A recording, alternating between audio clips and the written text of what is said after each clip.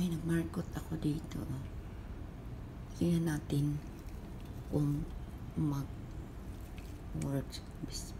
Isang linggo na to, isang buwan. Kasi sabi, isang buwan, tignan natin.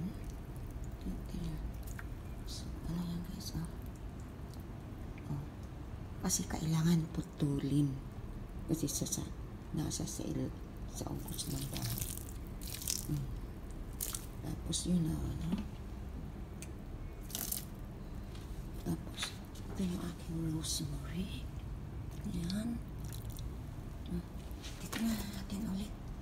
Tingnan natin. Isang buwan. Diba, nag-ano na yan siya. Yan. So, green. Nasa loob yan ang bahay, guys. Okay.